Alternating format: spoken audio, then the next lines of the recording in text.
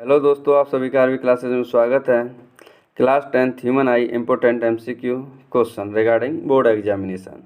तो दोस्तों पहला क्वेश्चन हमारा क्या है, देखते हैं। A person went for a medical checkup and found that the curvature of the eye lens is increasing, which defect is he likely to suffer from. तो हमसे पूछना चाहता है कि हमारा जो अगर एक कोई पर्सन मेडिकल चेकअप के लिए जाता है, तो अगर उसकी जो आँखों का जो लेंस का जो कर्वेचर है अगर वो बढ़ता है तो इसमें क्या घटना घटेगी। तो इसका आंसर देखेंगे हम, क्या होता है मायोपिया।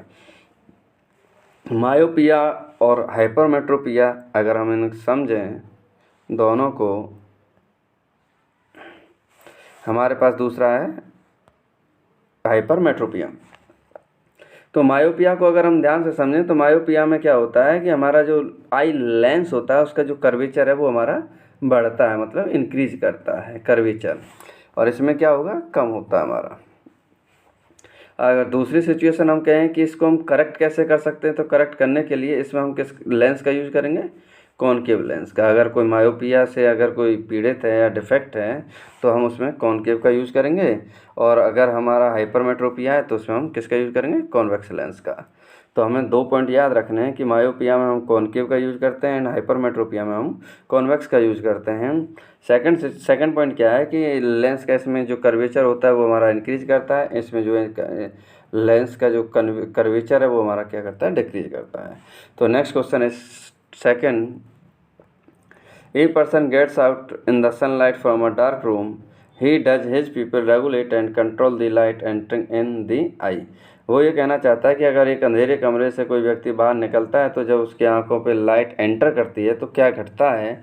तो उसमें देखेंगे हम लोग कि सेकंड वाले का कि हमारा जो पीपल है, आंखों के जो साइज का पीपल है वो क्या करता है, डिक्रीज करता है, and less light will enter the eye. So second का option is A. Next question is third. When light rays enter the eye, most of the reaction occurs at the। तो हमें मालूम है कि हमारी आंखों का जो आउटर सरफेस होता है उसी से क्या हमारी हर एक रिफ्रैक्शन होगा। Next question is fourth. In which part of the human I is the image of an object form. ये कहना चाहता है हमारी आंखों में जहाँ इमेज बनती है क्लियर, वो उस का नाम क्या है, उस टर्म का नाम क्या है, तो उसे बोलते हैं हम लोग retina. Next question is fifth. The danger signals installed at the top of tall buildings are red in color. These can be easily seen from a distance because among all the colors, the red light, so answer is B, is scattered the least by smoke or fog. जो हमारा red colour होता है, अगर इसकी हम बात करें कि ट्रैवलिंग जो डिस्टेंस होती है वो बहुत ज़्यादा होती है कंपेयर टू अदर कलर्स, सो इसकी वेवलेंथ भी हमारी नॉर्मल होती है, नॉर्मल मीन्स कम होती है, लेकिन इसकी जो स्कैटरिंग, जो फैलने की जो क्षमता है वो बहुत ज़्यादा होती है। इसीलिए इस कलर को हम यूज करते हैं जिससे कि हमें दूर से ये दिखाई दे जाए। Next question is 6। Which of the following phenomena of light are involve in the formation of a rainbow. तो रेनबो में कितने फिनोमिनन, कितने प्रोसेस इन्वॉल्व होते हैं। तो हमारा रिफ्रैक्शन होता है, डिस्पर्जन होता है एंड TIR होता है। Next question is 7। A person is seeing an object closer to his eyes but change will take place in his eyes. जब किसी पर्सन के पास अगर हम कोई ऑब्जेक्ट को पास ला के जब हम पढ़ते हैं या देखते हैं तो उसकी आंखों पे क्या असर पड़ता है, तो उसकी जो मिसलियरी मसल्स हैं वो क्या है, कॉन्टैक्ट हो जाती हैं, जो हमारी क्या हो जाती हैं, कॉन्टैक्ट्स हो। Next question is 8। The splitting of white light into different colours of passing through A prism is called. हम 8th में जो देख रहे हैं कि क्या होता है उसको, उस घटना को बोलते हैं हम लोग डिस्पर्जन। तो नेक्स्ट क्वेश्चन इज 9। हमारे सामने एक डायग्राम दिया गया है, डायग्राम में वो पूछना चाहता है कि इसको हम क्या बोलते हैं। तो ये पूछना चाहता है इंसिडेंस और रिफ्रैक्शन, इसमें से कौन से साइन होते हैं, A and D। So option is A। Next question is 10th। The deflection of light by minute particles and molecules of the atmosphere in all direction is called। So 10वें का answer is B, जिसे हम बोलते हैं scattering. Question number 11।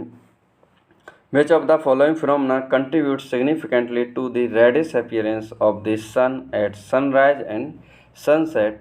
तो ये हमारे किसके एग्जाम्पल होते हैं? सो आंसर इज 11 का बी, स्कैटरिंग के। So next question is why do stars appears to twinkle at night? Question number 12, तो हमारे जो रात में जो होते हैं तारे क्यों चमचमाते हैं, क्यों चमकाते हैं? तो उसके पीछे क्या लॉजिक है? So answer is A, because of light of stars travels in different medium. Different medium में हमारी जो स्टार्स होते हैं वो अलग अलग डिस्टेंस ट्रेवल करते हैं। So next question is 13, when white light enters a prism it gets split into its constituent colours, this is due to. हमारा कहना चाहता है जब कोई वाइट लाइट जब प्रिज्म से जाती है तो वो अपने डिफरेंट कलर में डिस्ट्रीब्यूट हो जाती है। तो इस फिनोमेना को हम किस प्रोसेस से जानते हैं? तो हम बोलेंगे different refractive index of for different wavelength of each colour. So हमारा ऑप्शन इज ए 13 का। Next question is 14, when white light enters a glass prism from air the angle of deviation is least 4। तो हमारा सबसे कम deviation जो angle होता है वो किस कलर का होता है? तो हम बोलेंगे रेड लाइट का। So next question is 15,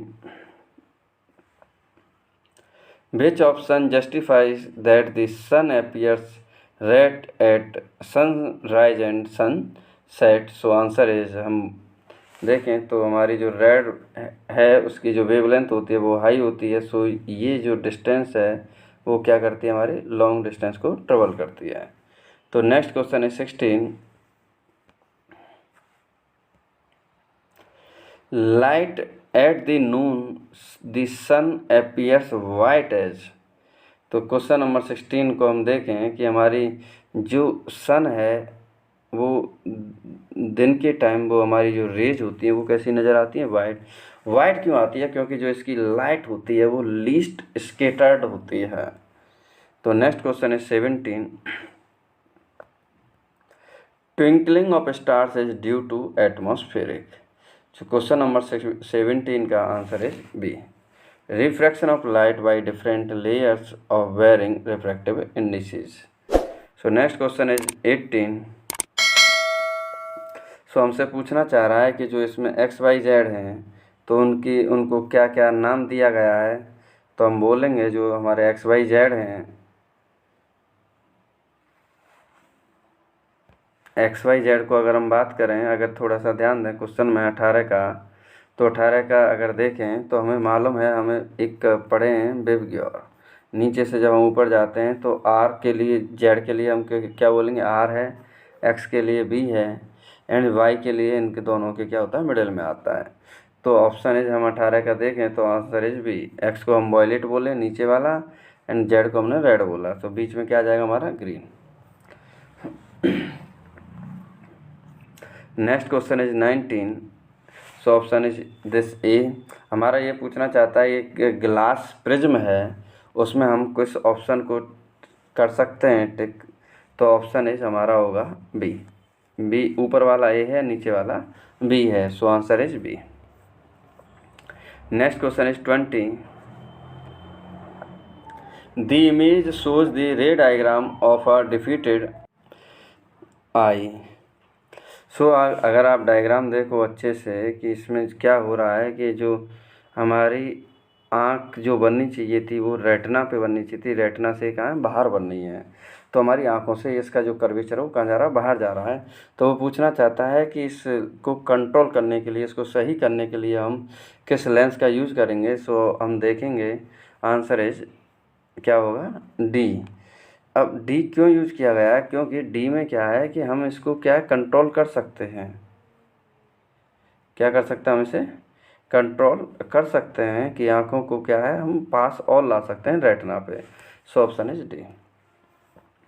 next question is 21, तो हम देखें कि a person can't see distinctly object, मतलब ये कहना चाहता है कि एक कोई व्यक्ति अगर दूर की वस्तुओं को नहीं देख सकता, इसका मतलब ये है कि उसमें कौन सा लेंस यूज़ किया गया है? मायोपिया। सबसे फर्स्ट पॉइंट ये हमें पहचानना पड़ेगा कि जो ऑब्जेक्ट है वो हम दूर का, कोई पर्सन अगर वो दूर की वस्तुओं को नहीं देख पाता तो इसका मतलब उसके पास आँखों में कौन सा डिफेक्ट है? मायोपिया का है। जो दूर की वस्तुओं को नहीं देख पाता। दूर की वस्तु मतलब एक लिमिटेशन होती है कि जैसे मान लो हम 2 मीटर मान लेते हैं कि हम 2 मीटर की वस्तुओं के बाद का हम क्लियरली देख नहीं पाते, तो हमारा एक फार्मूला होता है P बराबर माइनस का 1/f। तो f की वैल्यू हमारी 2 है, तो इसका आंसर आएगा माइनस का 0.5 डी डायोप्टर। क्वेश्चन नंबर 21 का हम देखें तो हमारा यहाँ आंसर देखा जाए तो माइनस का 0.5 D. So option is B. So next question is 22।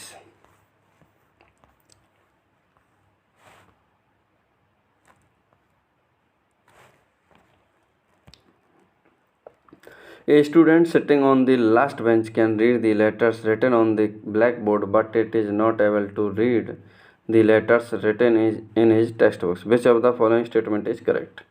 So 22 में अगर हम बात करें कि इसमें क्या है, तो हम बोलेंगे कि जो इसका रिसीडेड है कि near point of his I has receded away. So next question is 23। अगर हम 23 को देखें, 23 का अगर हम डायग्राम देखें कि उसने ABC बेस दिया है, वो ये कह रहा है कि क्वेश्चन ने जो पूछा हमसे पूछा in which of the following case is after dispersion. Dispersion के बाद का केस पूछा उसने कि ऊपर से जो थर्ड कलर है उसका कैसे इफेक्ट होगा डायग्राम में। तो हम डायग्राम अगर देखें तो डायग्राम हमारे पास ये दिए गए हैं। तो ऑप्शन के हिसाब से हम डायग्राम की जब बात करें कि क्वेश्चन नंबर 23 का जो होगा वो हमारा क्या होगा, ये वाला diagram. So option is B होगा second. Next question is 24। At the noon sun appears white as. So question number 24 का हमारा होगा A, light is least scattered. So दोस्तों ये क्वेश्चन जो है हमारा क्या हो रहा है, रिपीट हो रहा है। सो इसको आप चाहो तो कैंसिल कर सकते हैं। Question number is 25।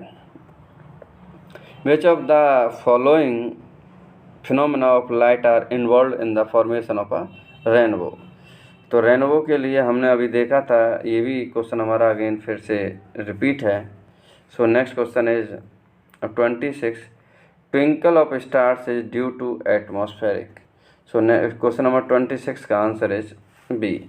ये जो रिफ्रैक्शन के एग्जाम्पल हैं क्या, तारों का टिमटिमाना, ये भी हमारा रिफ्रैक्शन का एग्जाम्पल है। Next question is 27। The clear sky appears blue because. Violet and blue light get scattered more than light of all other colors by the atmosphere. So option is 27 का is C. Next question is 28.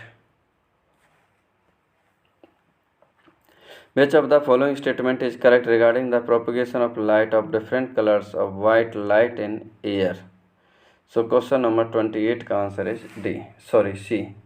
All the colors of the white light move with the same speed. So answer is 28 का C. Next question is 29. तो 29 का answer है the danger signals installed at the top of tall building are red in color. These can be easily seen from a distance because among all other colors the red light is scattered. So option is 29 का हम देखेंगे B. Next question is 30.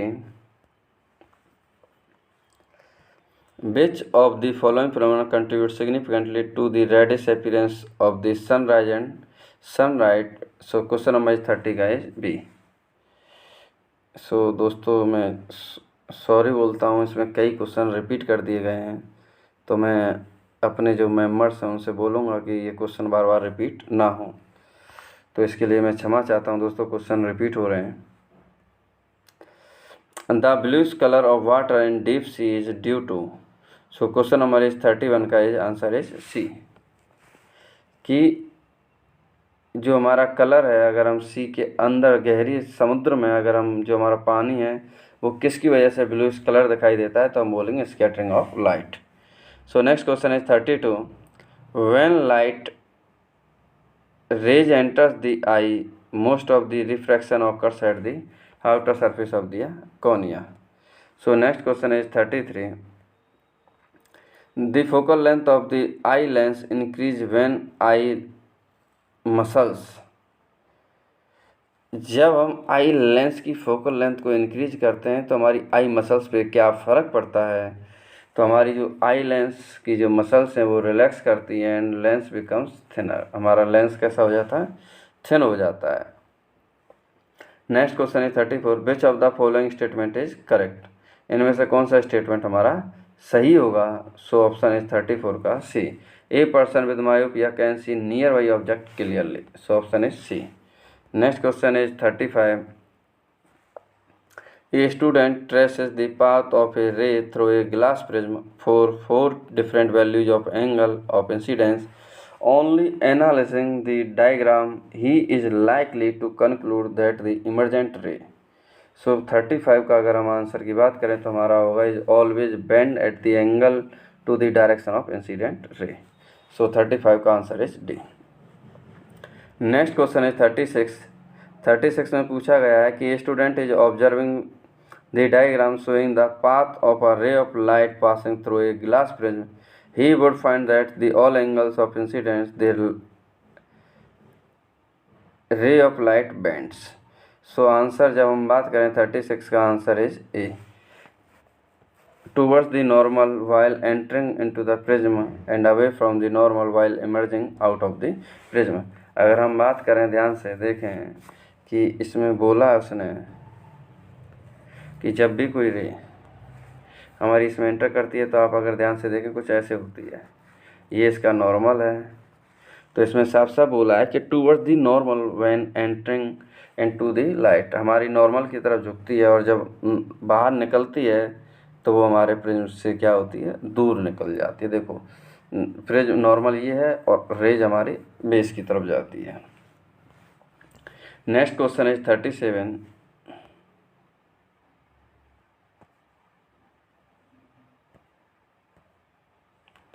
Next question is 37. So in the following diagram, the path of a ray light passing through a glass prism as shown in the figure, the angle of incidence and the angle of emergence and angle of deviation respectively. सो दोस्तों question number 37 का जो answer होगा वो answer देखने से पहले मैं एक डायग्राम बनाना चाहता हूँ. सेम जो मैंने अभी पढ़ा था उसी की तरह मैं बनाना चाहता हूँ. तो हमारा ये जो होगा लास्ट में जो होगा इसे हम बोलते हैं P. ये यहाँ से क्या डाला हमने? एक नॉर्मल. और एक नॉर्मल हमने यहाँ से डाला. ये जो होगा हमारा एंगल ऑफ इमरजेंस जिसे हमने बोला वो हमारा Q मान लिया गया. एंड एंगल ऑफ जो इंसिडेंस है वो हमारा क्या हो जाता है? Y. तो ऑप्शन ये पूछना चाहता है और इसको बोला उसने X. तो इसमें आंसर पूछना चाहता है कौन सा सही होगा. तो 37 का आंसर है D. Next question is 38. After tracing the path of ए रे of light through a glass prism, a student marked the angle of incidence, angle of refraction and angle of emergence, the angle of deviation as shown in correctly marked angle. सो हमें मालूम है कि इसमें जो correctly 38 का जो answer होगा वो हमारा बी है. Sorry B. तो इसमें पूछना चाह रहा है कि इसमें से कौन कौन से एंगल हमारे सही दर्शाए गए हैं, सही शो किए गए हैं. तो फिर से हम अगेन डायग्राम बनाना चाहते हैं. तो इधर नॉर्मल, ये हमारा क्या हो जाता है? ये एंगल ऑफ डेविएशन हो जाएगा. और हम बोलें कि ये वाला इमरजेंट हो जाएगा जिसे हम बोलते हैं ई. ये इंसिडेंस आई हो जाएगा. और ये कह रहा है कि डायग्राम में सही क्या क्या दिखाया है. तो उसने डी इसको मान लिया है और दूसरा रिफ्रैक्टिव रे से मान लिया है. तो ये कह रहा है कि इनमें से कौन कौन सही शो किया गया है. तो हम बोलेंगे आई और ई शो किया गया है. तो नेक्स्ट क्वेश्चन है 39. The splitting of white light into its component colors is called. So 39 का आंसर है C. डिस्पर्जन बोलते हैं हम इसे. Reason behind advance sunrise and delete sunset. So answer is 40 का atmospheric refraction. Type of lens used in correction of myopia. अब देखो इसमें मायोपिया में कौन सा लेंस यूज करते हैं. तो इसमें साफ आ गया concave lens. Next 42. Type of lens used in correction of hypermetropia. तो हाइपरमेट्रोपिया में हम कौन सा लेंस यूज करते हैं? सो आंसर इज 42 का D. Next question is 43। Myopia में अराइजेज ड्यू टू, मायोपिया किन कारणों से हमारा होता है? तो हम इसका आंसर देखेंगे C, both A and B. Next question is 44। In an experiment to trace the of a ray of light through a glass prism for different values of angle of incidence, a student would find that the emergent ray. So 44 का हमारा होगा D, bends at an angle to the direction of incident ray. So next question is, हम देखते हैं question number is 35, तो sorry 45। सो 45 का answer देखते हैं। क्वेश्चन देखें,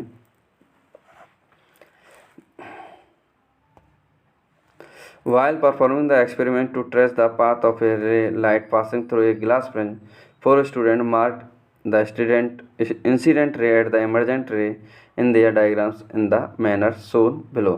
वो पूछना चाहता है कि जो हमारा एक डायग्राम है जो इसमें मिसप्रिंट हुआ है, तो इसमें पूछना चाह रहा है कि जो डायग्राम दिया है उस डायग्राम के हिसाब से जो आंसर होगा वो कौन सा सही होगा। मीन्स 4 स्टूडेंट हैं, चारों स्टूडेंट जो एक्सपेरिमेंट करते हैं प्रिज्म में, और वो चारों प्रिज्म बना के वो ये देखना चाहते हैं कि किस स्टूडेंट ने जो इंसिडेंट रे और जो इमर्जेंट रे है वो एग्जैक्टली सही बनाया है। तो इसमें पहला, दूसरा, तीसरा एंड चौथा अगर आप देखोगे तो इसमें डायग्राम किसने सही बनाया है? सो 45 का हमारा आंसर आ जाता है सी। अब देखो कैसे, इसने डायग्राम कुछ ऐसे बनाया, किसी ने डायग्राम थोड़ा सा उल्टा बना दिया।